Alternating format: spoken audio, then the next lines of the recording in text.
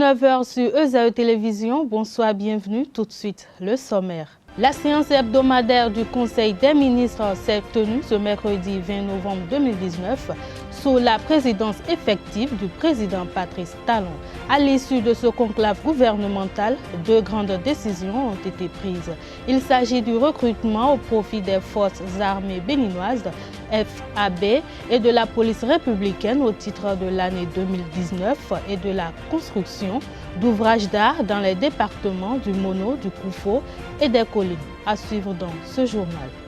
Le quotidien d'information La Nation a fêté ses 50 ans d'existence. Les festivités du cinquantenaire ont démarré dans la matinée de ce jeudi 21 novembre 2019 dans l'enceinte de l'ONIP. Vous suivrez dans cette édition le directeur de publication du journal La Nation, Paul Amoussou, et Merouenou Josué, journaliste, à la fin de la cérémonie de lancement. Les tests de recrutement organisés par ESAE Football Club pour renforcer son effectif ont pris fin ce matin. Pendant 3 jours, 5 joueurs ont été évalués lors des matchs amicaux d'entraînement. Plus de précisions dans un instant. Papa. Oui, ma fille. Tu sais, je t'ai dit qu'après mon bac, je veux devenir journaliste reporter d'image, non? Papa, tu penses m'inscrire où? ESAE. ESAE, papa. Waouh! Maman, maintenant que j'ai eu le bac, je veux faire les finances et trésors. Tu comptes m'inscrire où? ESAE, mon fils. ESAE? Oui, maman! Papa, Oui. tu sais qu'après mon bac, je veux être diplomate, non? Et tu comptes m'inscrire dans quelle université? Mais ESAE, naturellement. ESAE? À ESAE, vous êtes bien formé dans les filières comme administration du travail et de la sécurité sociale, administration générale et territoriale, administration des impôts, gestion des marchés publics, planification et développement local, droit et sciences économiques et de gestion. ESAE, c'est aussi sa télé numérique ESAE TV et son journal L'Informateur. ESAE, c'est à Bédjoumédé, 3e rue après le carrefour 16 ampoules allant à Jericho. Numéro de téléphone 98 98 14 00 96 80 55 11 90 93 65 21. ESAE, l'excellence a un nom.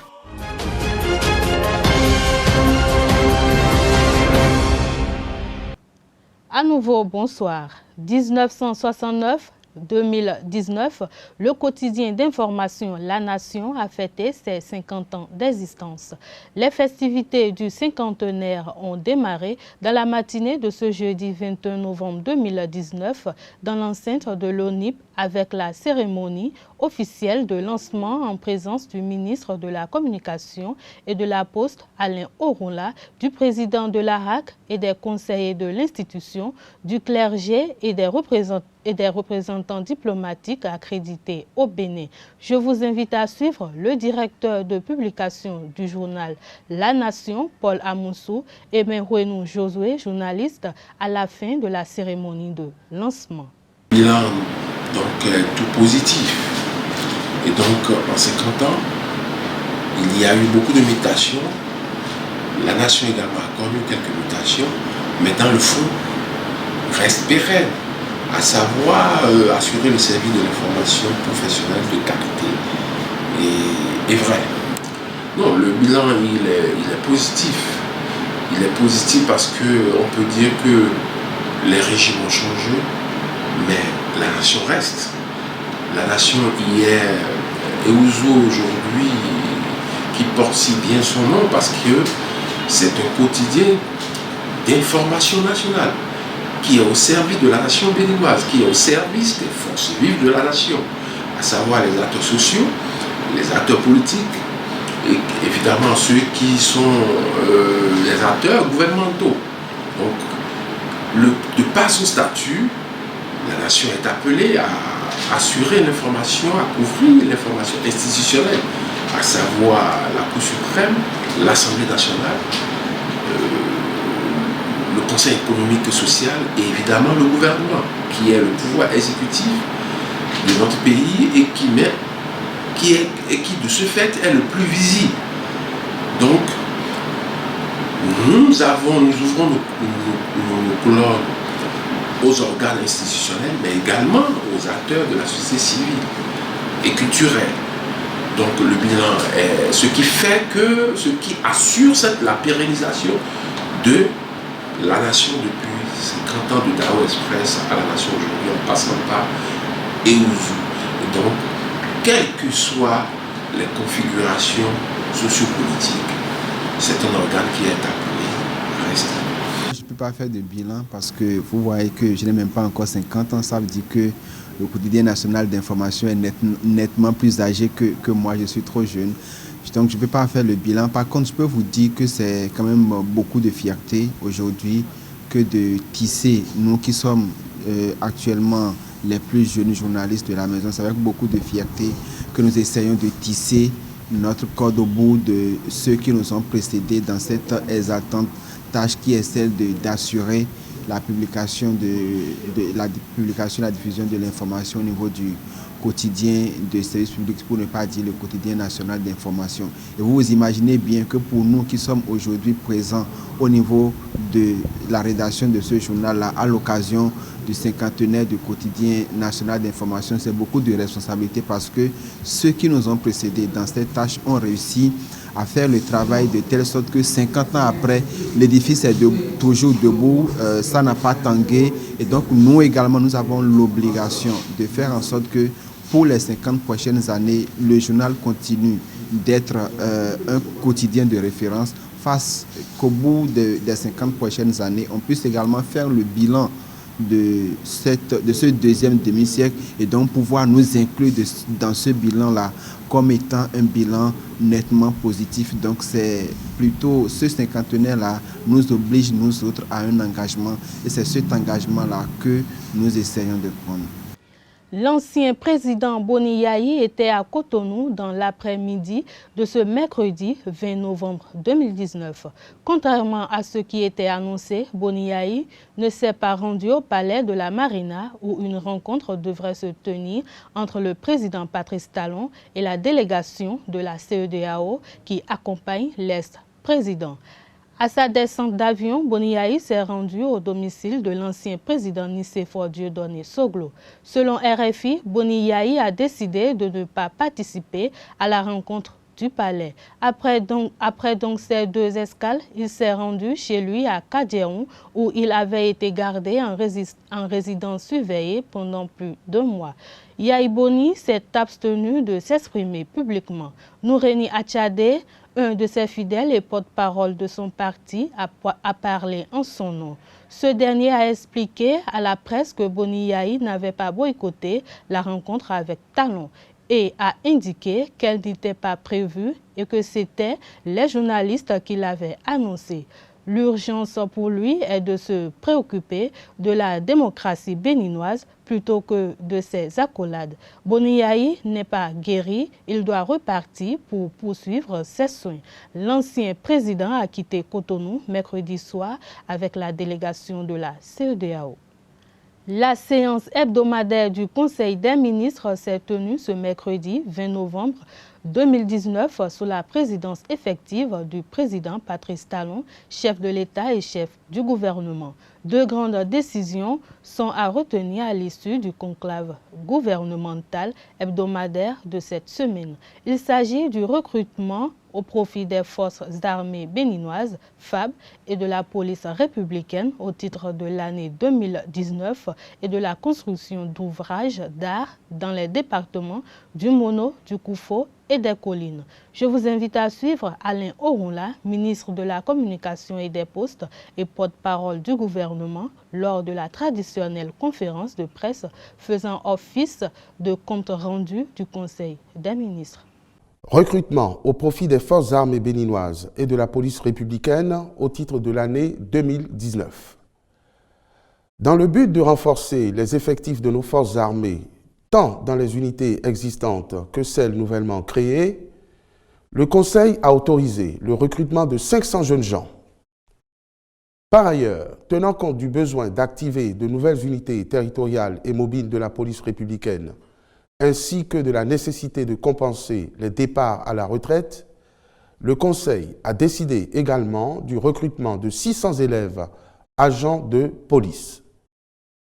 Ces nouvelles recrues bénéficieront d'une formation conformément à la réglementation en vigueur.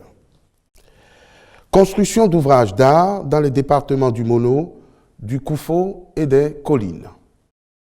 Les travaux de construction des 10 ouvrages seront réalisés en des points jugés critiques sur certains cours d'eau de ces départements.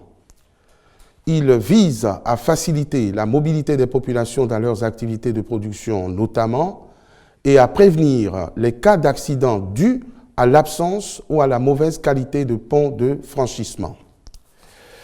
Au total, 3 ouvrages d'art seront construits. Le premier desservira l'axe Bopa-Didozon-Alada long à Gomé. Le second, l'axe Ti-Aromadegbe-Chitor, et le troisième, l'axe Dassa-Soklobo Betekoukou, Okpa Igboya. Chacun de ces ponts comprendra notamment une chaussée de 2 x 2 voies de circulation assortie de trottoirs pour piétons, des travées, un tablier et une digue. Les ministres chargés du dossier accompliront toutes les diligences nécessaires à la réalisation de ces ouvrages dans de brefs délais pour soulager les peines des populations riveraines et des usagers de ces axes. Restons toujours dans le cadre du Conseil des ministres de cette semaine. Le ministre porte-parole du gouvernement, Alain Orula, a donné quelques éclaircissements au sujet de la démarche du gouvernement en vue de mettre fin aux accidents dans les cours d'eau et dissipe la polémique autour de la prolongation du mandat présidentiel en 2021. Suivez plutôt. En réalité, il n'y a pas d'accidents dans les cours d'eau, mais il y a des accidents liés aux dégradations de nos ponts. Et le gouvernement a annoncé la construction, l'édification d'un certain nombre de ponts. Ce n'est qu'un premier pas vers un plan global d'ensemble, puisque le président de la République a commandité une évaluation générale de l'état des ponts, là où il en existe, et les besoins en réalisation de nouveaux ponts, là où cela est nécessaire pour faciliter la mobilité des populations qui vivent dans les localités concernées. Ce n'est qu'après ces études que nous aurons une idée précise des ouvrages à bâtir afin de soulager les populations et de limiter, pour ne pas dire supprimer, ces dysfonctionnements et ces accidents que nous avons pu déplorer ces dernières semaines.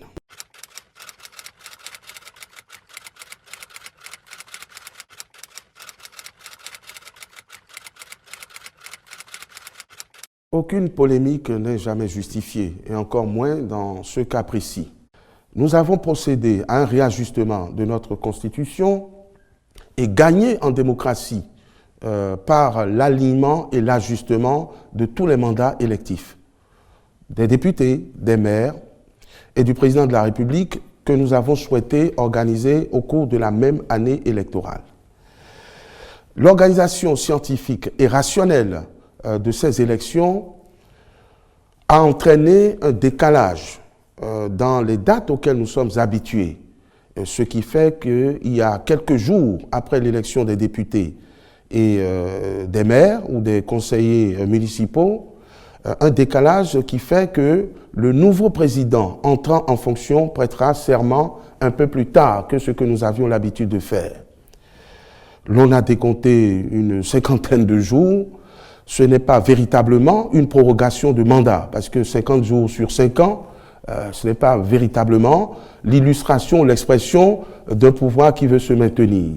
Donc, c'est une conséquence, je dirais, collatérale d'une organisation plus performante de nos élections qui n'avait pas besoin d'être relevée et surtout de faire l'objet d'une polémique. Donc tout est en ordre et les mandats tels que entrés dans la configuration actuelle respectent parfaitement les équilibres constitutionnels dont notre pays s'est doté. Suite à la montée excessive du prix de l'essence, surtout le frelaté, communément appelé paillot, certains usagers de la route nous livrent leurs appréciations et les difficultés auxquelles ils font face, surtout en ces temps où la morosité économique sévit dans le pays.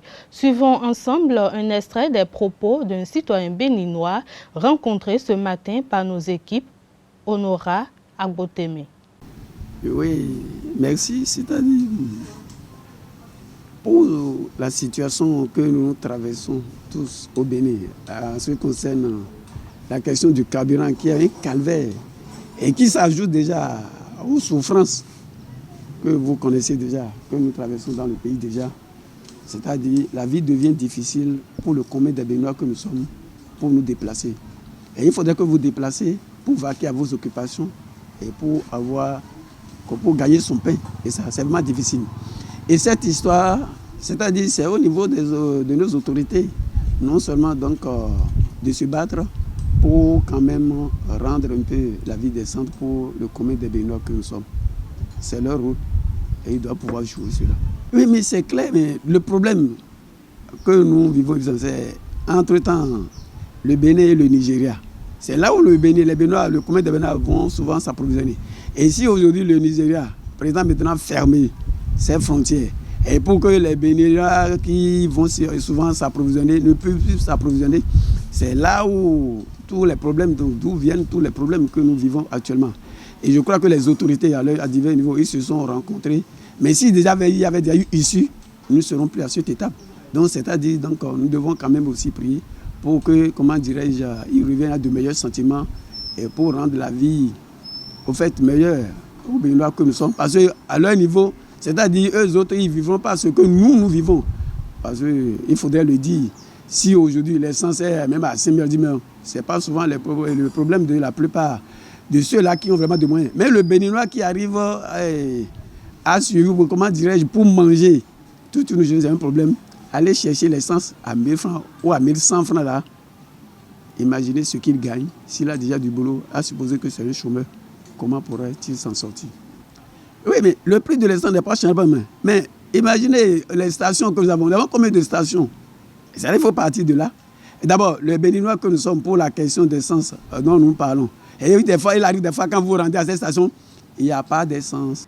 La page sport à présent. Les tests de recrutement organisés par ESAE Football Club pour renforcer son effectif ont pris fin ce matin. Pendant 3 jours, 5 joueurs ont été évalués lors des matchs amicaux d'entraînement. Parmi eux, 2 ont retenu l'attention du coach Richard Biot, même si cela ne comble pas toutes ses attentes. Là, dans l'ensemble, je retiens que nous n'avons pas eu grand-chose par rapport aux attentes.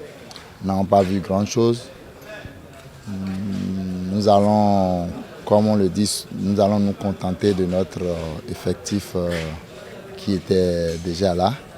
Et maintenant, parmi ces nouveaux, il y a 1 ou 2 qui ont montré quelque chose de positif. Et nous allons voir dans quelle mesure intégrer ces deux joueurs. Sinon, dans l'ensemble, je retiens que ceux qui sont venus ne sont pas nettement supérieurs à ce que j'avais comme effectif. Donc du coup, on n'a que 1 ou 2 joueurs qui ont pu émerger dans l'ensemble. Donc on va intégrer ces 2 joueurs dans notre effectif. Oui, bon, on avait besoin de renforcer notre attaque. Là, du coup, on a eu un avant-centre qui n'est pas mal, qui a la taille, qui a des prédispositions pour ce qu'on veut, mais il va falloir travailler encore pour que ce dernier soit vraiment véritable. C'est-à-dire pour que ce dernier puisse être efficace comme on le voudrait. Donc il y aura un travail à faire à son niveau. Et le second, c'est un latéral gauche qui n'est pas mal, qui joue bien du pied gauche. Et ce dernier aussi, il y aura un travail à faire à son niveau quand même. Mais dans l'ensemble, retenons que ces deux joueurs ne sont pas mal. C'est des joueurs qui peuvent quand même nous apporter un plus s'ils rentrent dans notre effectif. C'était le journal de la rédaction. Merci à toute l'équipe technique. À demain pour une nouvelle édition de l'information sur EZAE Télévision.